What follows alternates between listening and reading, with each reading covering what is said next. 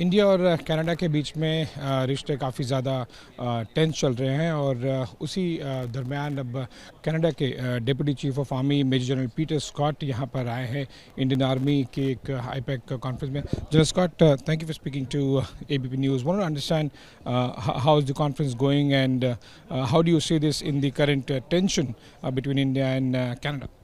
Yeah, thanks very much for the question, and thanks for having me. Yeah, certainly I'm well aware of our Prime Minister's statements that he's made in the House of Commons and the desire for India to cooperate with the investigation. But I'll be blatantly honest with you that it's really nothing to do with the reason that I'm here. I'm certainly here to start to build relationships with a whole variety of different countries throughout the Indo-Pacific region as part of Canada's Indo-Pacific strategy as we look to branch out and build relationships, look for new opportunities in the enduring, our ability to contribute to peace and stability in the region. Do you see this entire episode having no effect on the other aspects like military cooperation, specifically looking at IPAC, and there have been other areas of cooperation as well as far as India and Canada is concerned? The Niger episode, which has been raised at the political level, in fact has become one of the global issues, will have no impact, or it will just be episodic and not thematic in nature? Currently I'm leaving that to our political leadership to work out the issues that are currently at hand and currently being discussed between both our countries. And like I mentioned, I'm really here to build relationships. I had an opportunity to meet with your Army commander last night. We shared the exact same opinion that that issue is not between us, it's not between our armies, and we're certainly looking for opportunities where we can continue to cooperate between India and Canada and amongst all the other nations that are participating in this great conference. We're really happy to be here because it's a great venue where we can all come together and discuss about key issues that affect the region. And certainly with Canada being a Pacific country, this is very important for us to be here. General Scott, since you are one of the topmost leaders as far as the Canadian Army is concerned, as the Deputy Chief, want to understand from you what are the areas that's being worked upon as far as the Army's cooperation or maybe the Air Force's cooperation that are being worked on in terms of exercises, in terms of cooperation. Are the things in pipeline or existing in nature? So we do currently have a lot of existing, areas where we contribute to exercises and training in the region. Our primary focus from a Canadian Army perspective right now is really focused in Europe. But we are certainly paying very close attention to the Indo-Pacific region. We have a small army, but where we can contribute along with our partners in this region, whether that be in exercises, capacity building, exchanges of officers and senior NCOs and soldiers. I think that in itself, participating in multilateral venues of such nature contribute to peace and stability in the region.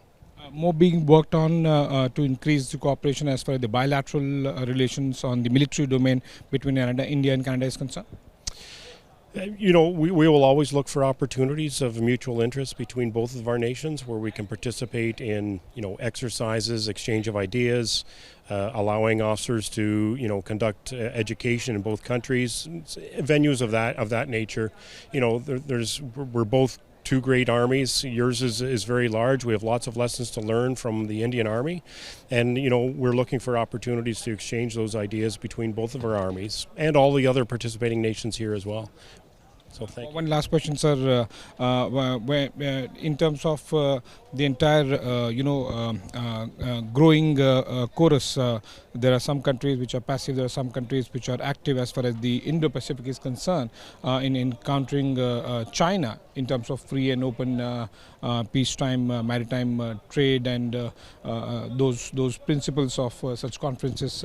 Do you see the Canada playing an important role as far as Indo-Pacific is concerned in ensuring that free and open trade remains and the Chinese aggression is countered?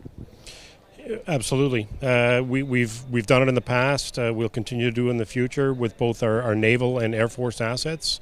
And our Army will contribute where we can, and we'll do that, for the most part through low-level exchanges, opportunities for training and conducting operations with our allies in the region to make sure that this region stays safe and stable. And I think that's the main emphasis for this conference is for like-minded armies to come together and discuss those difficult issues facing the regions or the nations of this region. And, if we can come together in as one united voice, then I think that's the main aim.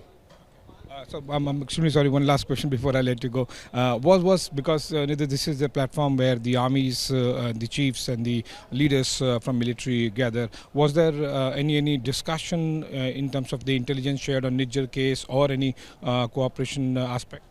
No, that definitely hasn't been discussed. You know, the leadership from all these armies are more interested in understanding how our armies can cooperate, and we'll leave the political issues to our political masters to deal. Not even with the Indian Army. No, it came up between myself and the Army commander, and we both agreed that this is an issue that is dealt with by our political leadership, and that we will concentrate on our efforts of finding mutual agreement in areas where we contribute as two armies.